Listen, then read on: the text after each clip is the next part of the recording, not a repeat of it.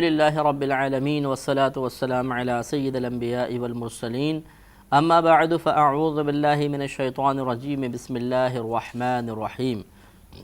الحمدللہ سورہ یوسف کی تقریباً 100 آیات کی تفسیر ہو چکی ہے، لیکن یہ جو 100 نمبر آیت ہے اس کے بارے میں کچھ کلام ابھی چل رہا تھا۔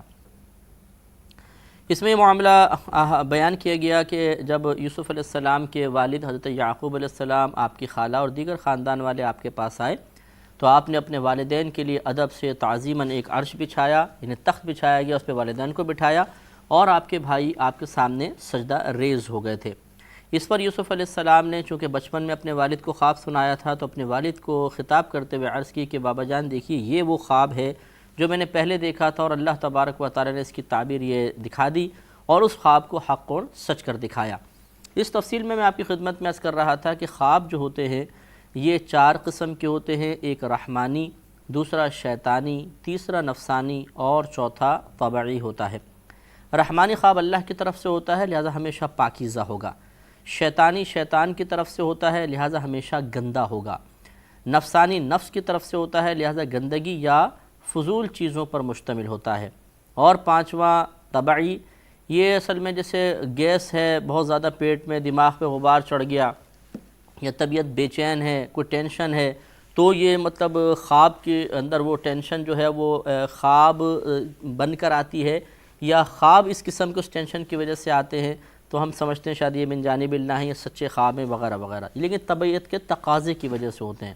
یہ خواب عموماً ڈراؤنے بھی ہوتے ہیں اور مطلب آدمی کو ہلاکت کا خوف اور پریشان کن خواب ہوتے ہیں، یہ طبیعت کے تقاضے کی وجہ سے بھی ہو سکتے ہیں۔ تو یاد رکھیں کہ تعبیر جو ہوتی ہے وہ صرف سچے یعنی جو رحمانی خواب ہے اس کی تعبیر ہوتی ہے، جو شیطان کی طرف سے اس کی کیا تعبیر، نفس کی طرف سے جو طبعی تقاضے کی وجہ سے وہ بیکار خواب ہوتے ہیں، ان کی کوئی تعبیریں وغیرہ نہیں ہوتی ہیں، لیکن اکابرین نے بیان کی ہیں۔ یعنی یہ ضروری تو نہیں کہ جو ایک خواب نظر آیا وہ شیطان کی نفس کی کس طرح اس کی پہچان کرنا بعض اوقات بہت دشوار ہو جاتا ہے، تو اکابرین نے باہر ضمنی طریقے سے ان کی تعبیرات کو لکھا ہے۔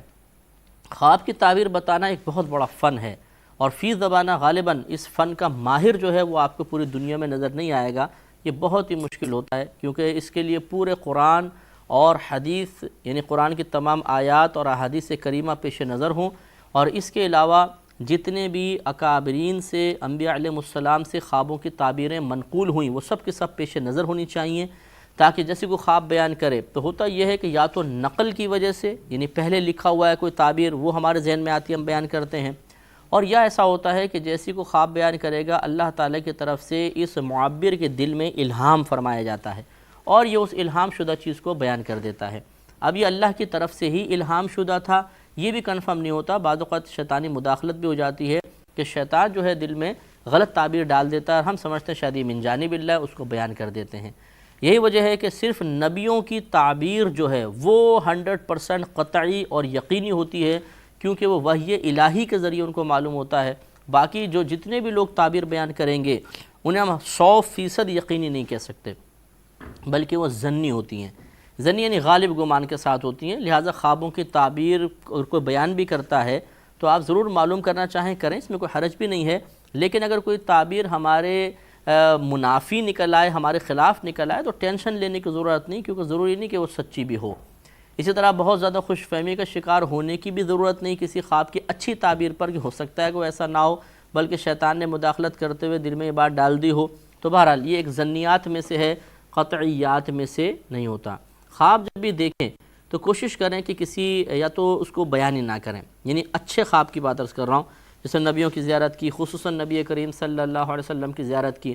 ہمیں کوئی اچھا خواب نظر آتا ہے تو ہم فوراً اس کو پہلے تو اپنا ذاتی کمال تصور کرتے ہیں کہ جو میں نے خواب دیکھا بڑا کمال کی بات ہے، اللہ تعالیٰ نے وہ خواب دکھایا تو ہمارا کیا کمال، لیکن اس کمال کا اظہار ہم چاہتے ہیں کہ دوسروں کو بتاؤں تاکہ لوگ میرے کمال کو مانیں تسلیم کر لیں، تو اب وہ لوگوں کو سنانا شروع کر دیتے ہیں اور پھر وہ سلسلہ خواب منقطع ہو جاتا ہے۔ اچھا خواب حتی الامکان کسی کو بیان کرنے کی ضرورت نہیں، اس کے رزلٹ اچھے ہی نکلتے ہیں، خواہ کسی کو آپ بیان کر کے بھی یہ کیسا خواب ہے، میں نے نبی کی زیارت کی ہے کیسا خواب ہے، یقینی سی بات ہے اس پہ تبصرہ کرنے کی کیا ضرورت ہے، وہ خواب بہت اچھا ہی ہوگا جس پہ نبی کریم کی زیارت ہوئی، لیکن آپ نے بتایا تو ہو سکتا ہے کہ یہ سلسلہ اب منقطع ہو جائے، اس لیے اچھے خواب نہ بیان کریں۔ ہاں تعبیر معلوم کرنا چاہیں تو کوئی ایسا ویسا خواب ہو تو اس کی تعبیر معلوم کر سکتے ہیں، اور جب بھی آپ تعبیر معلوم کریں کسی صاحب علم شخص سے، اچھے شخص سے جو مطلب قابل اعتماد ہو، قرآن و حدیث کے اچھے علوم جانتا ہو، اس سے آپ معلوم کریں گے تو انشاءاللہ بہت ہی برکت رہے گی۔ اور یہ بھی یاد رکھیں کہ نبی کریم صلی اللہ علیہ وسلم نے ارشاد فرمایا کہ خواب نبوت کا 40واں حصہ ہیں۔ ایک حدیث کے الفاظ ہیں، نبوت کے 40ویں حصے سے مراد یہ ہے کہ جیسے نبی مستقبل کی خبریں دینے کے لیے آتا ہے، بعطاء الہی اللہ تبارک و تعالیٰ انہیں مستقبل کے بارے میں بتاتا ہے اور حکم دیتا ہے کہ آپ امت کو ان مستقبل کے معاملات کے بارے میں خبر دیں، اسی طریقے سے خواب بھی مستقبل کے بارے میں خبر دیتا ہے، اس لیے اس کو نبوت کا 40واں حصہ قرار دیا گیا۔ خواب ہمارے نبی کریم صلی اللہ علیہ وسلم بھی بکثرت دیکھا کرتے تھے اور آپ باقاعدہ اس کی تعبیر بیان فرماتے تھے۔ فجر کی نماز کے بعد آپ کی عادت کریمہ تھی کہ آپ صحابہ کرام سے پوچھتے تھے کیا تم نے کوئی خواب دیکھا ہے؟ اگر کوئی صاحب اپنا خواب بیان کرتے تو نبی کریم صلی اللہ علیہ وسلم اس کی تعبیر بیان فرماتے۔ اگر کسی نے نہیں دیکھا ہوتا تو عموماً پھر ایسی ہوتا کہ نبی کریم فرماتے کہ میں نے خواب دیکھا ہے، اب اس کی تفصیل بیان کیا کرتے تھے۔ لہذا خواب دیکھنا کوئی برا نہیں ہے، اس کو بیان کرنا یہ بھی غلط نہیں ہوتا، اس کی تعبیر بیان کرنا یہ بھی غلط نہیں ہے۔ اور نبی کریم صلی اللہ علیہ وسلم نے صحابہ کرام میں سے سیدنا ابوبکر صدیق رضی اللہ تعالی عنہ کا انتخاب کیا تھا کہ آپ خواب کی تعبیر بیان کریں گے۔ اس سے بھی معلوم ہوا کہ خواب کی تعبیر بیان کرنا ہر ایک کے بس کی بات نہیں ہوتا، یہ اللہ تعالیٰ کے پیارے حبیب کریم صلی اللہ علیہ وسلم نے اپنے سب سے بڑے اور جلیل القدر صحابی کا انتخاب فرمایا تھا اس مقصد کے لیے کہ آپ باقاعدہ تعبیر بیان کریں۔ تو اس میں انتخاب بھی بہت ہی سوچ سمجھ کر ہونا چاہیے، اور جس کو واقعی خواب کی تعبیر بیان کرنی آتی ہو وہی تعبیر بیان کرے۔ تیر چلانے سے کوئی فائدہ نہیں ہے، اس میں بعض اوقات آدمی گناہگار بھی ہو جائے گا کہ آپ غلط تعبیر بیان کریں گے جو قرآن و حدیث کی تعبیرات کے خلاف ہوگی، اور سامنے والا وساوس اور بدگمانیوں کا شکار ہو کر بعض اوقات اللہ کی ذات پاک سے مایوس بھی ہو سکتا ہے۔ اس لیے بہت احتیاط کی بات ہے، یہ ایک امانت ہوتی ہے کہ جو ہم اس شخص تک پہنچا رہے ہیں صحیح پہنچائیں گے تو اچھا ہے، غلط پہنچا دیے تو گرفت بھی ہو سکتی ہے۔ تو آگے آپ نے ارشاد فرمایا یہاں تک فرما کے وَقَدْ أَحْسَنَ بِي إِذْ أَخْرَجَنِي مِنَ السِّجْنِ، اور بے شک اللہ تبارک و تعالیٰ نے مجھ پر بڑا احسان فرمایا کہ مجھے اس قید خانے سے نکالا۔ وَجَاءَ بِكُم مِّنَ الْبَدْوِ مِن بَعْدِ أَن نَزَغَ الشَّيْطَانُ بَيْنِي وَبَيْنَ إِخْوَتِي، اور اس نے یہ بھی کرم نوازی فرمائی کہ آپ سب کو اس گاؤں سے نکال کر مجھ تک پہنچا دیا، اور شیطان نے میرے درمیان اور بھائیوں کے درمیان جو ایک نفرت ڈلوائی تھی، ایک ناچاقی پیدا کی تھی، اللہ نے اسے بھی ختم کر دیا۔ اس میں اگر آپ غور کریں تو یوسف علیہ السلام نے اس اعتراف میں بھائیوں کے اس عمل کا تذکرہ نہیں کیا کہ اللہ کا بڑا کرم ہے کہ اس نے مجھے کنویں سے نکالا جس میں مجھے بھائیوں نے پھینک دیا تھا، نہیں، بلکہ اس کو آپ درگزر کر گئے۔ اس لیے درگزر کر گئے کہ بھائی نادم ہو چکے تھے، شرمندہ ہو چکے تھے، اب ان کے سامنے دوبارہ اس بات کا تذکرہ ان کو مزید شرمندگی، ندامت اور ذلت میں مبتلا کر سکتا تھا، اس لیے ان کے قلوب کا احترام کرتے ہوئے اور ان کی دلجوئی کی خاطر آپ نے یہ کلمات زبان پر نہیں لائے۔ اس سے یہ معلوم ہوا کہ انبیاء علیہ السلام بڑے رحیم، بڑے شفیق، بڑے کریم ہوتے ہیں۔ ہمیں بھی یہ کوشش کرنی چاہیے کہ کسی نادم، شرمندہ اور تائب شخص کو مزید شرمندہ کرنے کی کوشش نہ کریں۔ ہمارے اندر یہ بہت ہی بری ایک صفت ہوتی ہے، خصوصاً خواتین میں، بہنیں دیکھ رہی ہو تو برا بھی نہ مانیں، کہ اگر کوئی گناہ سے تائب ہو بھی گیا ہے لیکن اسے گناہ مشہور ہو گیا تھا تو ہم تانا زنی سے باز نہیں آتے۔ ہاں جی پتہ ہے، پڑھے تم کتنے پارسا ہو، فلاں جگہ ایسا کام نہیں کیا تھا۔ اب اگرچہ وہ توبہ کر چکا ہو لیکن ہم جان بوجھ کے اس طرح کسی کی دل آزاری کرتے ہیں، یا ویسی جی لوگ تو بڑے پارسا بنتے ہیں۔ اب جو سامنے وہ بیٹھا ہوا ہے تائب شخص اور ہم کسی سے گفتگو کرتے ہیں، اس کو سنا رہے ہوتے ہیں، جی لوگ تو بڑے پارسا بنتے ہیں، ان کے اپنے کارنامے دیکھو کیا سے کیا ہیں، کیسے کیسے منہ کالے کیے ہیں معاذ اللہ۔ تو اب وہ شخص بیچارہ دل میں شرمندہ ہو رہا ہوتا ہے کہ یار مجھ پہ ہی یہ مطلب طنز کیا جا رہا ہے۔ کتاب انزلناہ الیک مبارک لیدبروا آیاتہ ولیتذکر اولو الالباب۔ تو اچھی طرح یاد رکھیں کہ نبی کریم صلی اللہ علیہ وسلم نے ارشاد فرمایا کہ جس نے اپنے کسی مسلمان بھائی کو اس گناہ پر عار دلوائی، شرمندگی دلوائی جس سے وہ توبہ کر چکا ہے، تو اللہ تبارک و تعالیٰ خود اس شخص کو اس گناہ میں مبتلا فرما دے گا۔ تو اب غور کریں کہ یہ بہت سخت وعید ہے، اس لیے ہمیں چاہیے کہ ایسی غلط حرکت نہ کریں۔ اگر کوئی توبہ کر چکا ہے تو وہ تائب شخص اللہ کی بارگاہ میں بہت مقبول ہوتا ہے۔ وہ پرانے اس گناہ کی وجہ سے اللہ تعالیٰ کی بارگاہ میں کوئی ذلیل نہیں ہو گیا۔ امام غزالی رحمۃ اللہ علیہ نے ایک واقعہ لکھا ہے کہ قصائی شخص لڑکا تھا، وہ اپنی کزن کی محبت میں گرفتار ہو گیا اور اس کے دل میں برائی کا ارادہ پیدا ہوا۔ ایک دفعہ وہ کزن جو تھی وہ کسی کام سے اپنے نکلی کسی اور گاؤں میں جانے کے لیے، تو اس لڑکے نے پیچھا کیا اور ایک مقام تنہائی میں جا کر اپنی بری خواہش کا اظہار کیا۔ تو اس لڑکی نے کہا کہ میرے دل میں بھی خواہش موجود ہے، لیکن میں اپنے اللہ سے ڈرتی ہوں کہ اگر ہم یہ کام کریں گے، ہم برائی کچھ کریں گے تو اللہ تعالیٰ ہم سے ناراض ہوگا، یہ خوف خدا مجھے اس برائی کی طرف بڑھنے سے روکتا ہے۔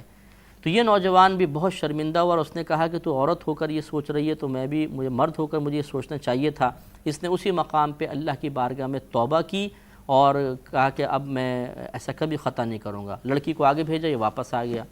اب وہ پرانے زمانے تھے، زیادہ راہ ختم ہو چکا تھا، چلتے چلتے رستہ بھٹک گیا اور بہت ہی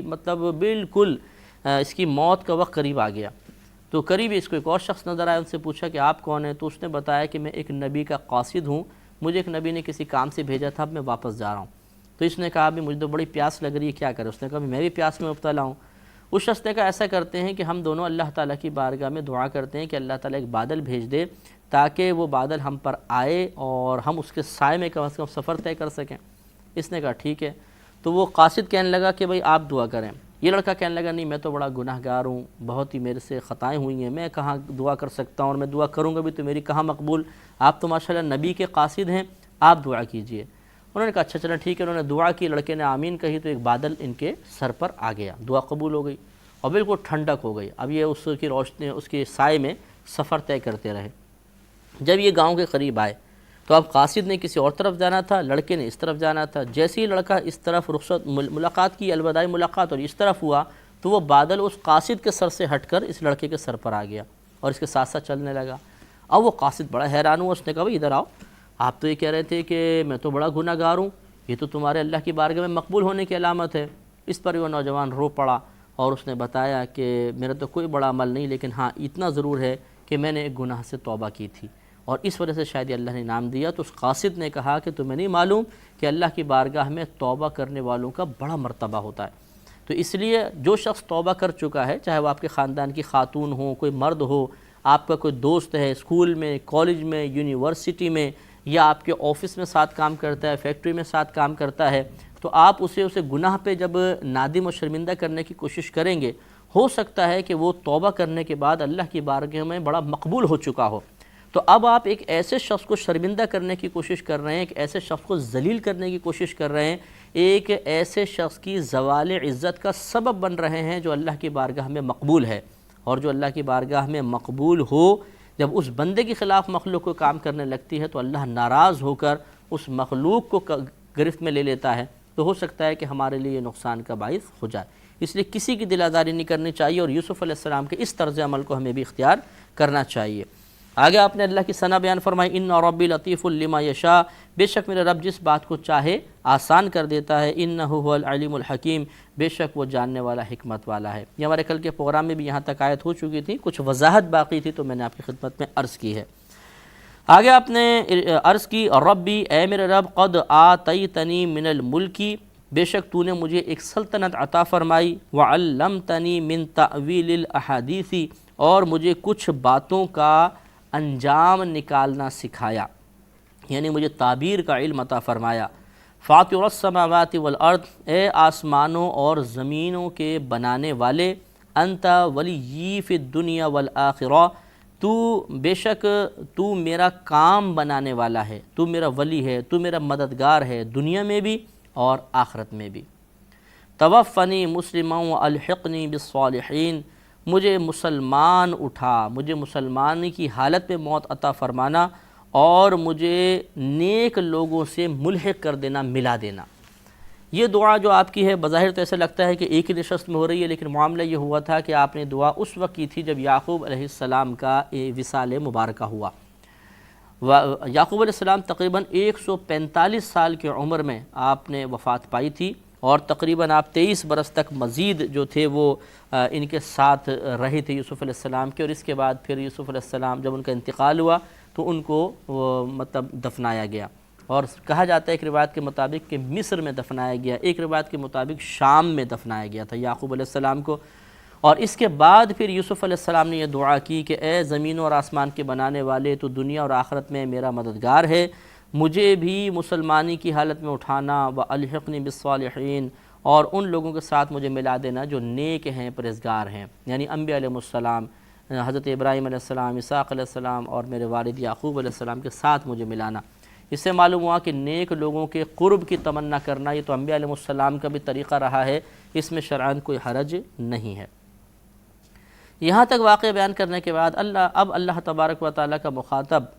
دوبارہ نبی کریم صلی اللہ علیہ وسلم کا قلب انور ہوا، اور اللہ تعالیٰ اب دوبارہ اپنے حبیب سے کلام فرما رہا ہے، ذَلِكَ مِنْ أَنْبَاءِ الْغَيْبِ نُوحِيهِ إِلَيْكَ، اے حبیب کریم صلی اللہ علیہ وسلم یہ غیبی خبریں ہیں جو ہم آپ کی طرف وحی فرماتے ہیں۔ ہم پہلے بھی اس پہ کلام کر چکے ہیں کہ لفظ نبی یون کا تو معنی ہی یہ ہوتا ہے غیب کی خبریں دینے والا۔ انبیاء علیہ السلام آتے ہی اس لیے ہیں کہ وہ اپنی قوم کو پچھلے واقعات جو ہو چکے اور آئندہ جو خطرات ہونے والے ان سے آگاہ کرتے ہیں، اور پچھلا جو ہو چکا وہ بھی، اور آنے والا جو ہے وہ بھی پوشیدہ امور ہے، غیب ہے۔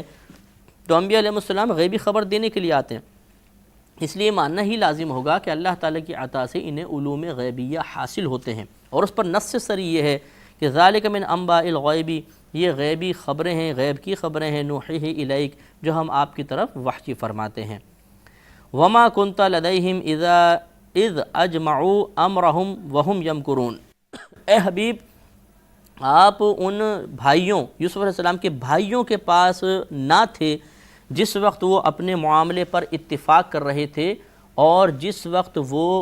یوسف کے خلاف تدبیر کر رہے تھے، مکر کر رہے تھے، انہیں کنویں میں ڈالنے کی اسکیم بنا رہے تھے۔ تو گویا کہ اس میں اشارہ یہ نہیں ہے کہ دیکھیں آپ کے علوم بہت کم ہیں، آپ کو تو علم ہی نہیں، آپ اس زمانے میں نہیں تھے، بلکہ مقصود یہاں پہ اللہ تبارک و تعالیٰ کا کفار و مشرکین کی زبانوں کو بند کرنا اور نبی کریم صلی اللہ علیہ وسلم کے نبی حق ہونے کو بیان کرنا ہے کہ اے حبیب آپ ان کے درمیان نہیں تھے، اس کے باوجود آپ ان کی خبر دے رہے ہیں، تو یہ آپ کی نبوت پر دلیل ہے کہ جب کوئی آدمی موجود نہ ہو جس مقام پہ اور اس کے باوجود اس کی خبر دے رہا ہے تو ضرور ایسا ہوگا کہ کسی نے اس کو خبر دی، کیونکہ یہ وہاں پر تو تھا نہیں۔ تو کس نے نبی کریم صلی اللہ علیہ وسلم کو بتایا؟ تو لازم بات ہے وہ اللہ نے بتایا جس کا دعویٰ نبی کریم کر رہے تھے۔ تو اس سے معلوم ہوا کہ پھر ہمارے نبی کریم صلی اللہ علیہ وسلم اللہ کی طرف سے نبی حق ہیں۔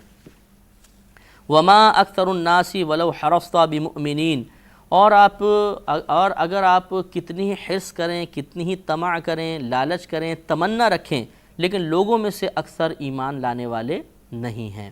یعنی نبی کریم صلی اللہ علیہ وسلم کو یہ تسلی ہے کہ آپ یہ مت سوچئے کہ آپ کی تبلیغ کے جواب میں بہت کثیر لوگ ایمان لے کر نہیں آ رہے، تو کیا میری تبلیغ میں کوتاہی ہے یا میری اس پہ آخرت میں گرفت تو نہیں ہوگی کہ کیوں یہ لوگ ایمان لے کر نہیں آئے؟ تو یہ تسلی قلب مصطفیٰ مقصود ہے کہ اللہ نے ارشاد فرما دیا کہ حبیب کریم صلی اللہ علیہ وسلم آپ بالکل رنجیدہ خاطر نہ ہوں، تشویش آپ کے قلب میں پیدا نہیں ہونی چاہیے، کیونکہ آپ جتنی بھی طمع کر لیں ایمان لانے والے بہت ہی کم ہوں گے، زیادہ تر ایمان لے کر نہیں آئیں گے۔ لہٰذا جب یہ اللہ نے آپ کو اطلاع دے دی تو پھر اس سے یہ بھی ثابت ہوا کہ اب آپ کو یہ تشویش کرنے کی ضرورت نہیں کہ کیوں ایسا نہیں کر رہے، کیونکہ اکثر ان میں سے ایسے ہی بدبخت ہیں۔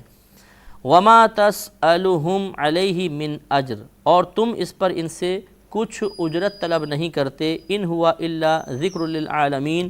یہ بے شک یہ جو قرآن ہے یہ تو تمام عالمین کے لیے نصیحت ہے۔ اس پہ انشاءاللہ ہم کل کے پروگرام میں مزید کلام کریں گے۔ وآخر دعوانا ان الحمد للہ رب العالمین۔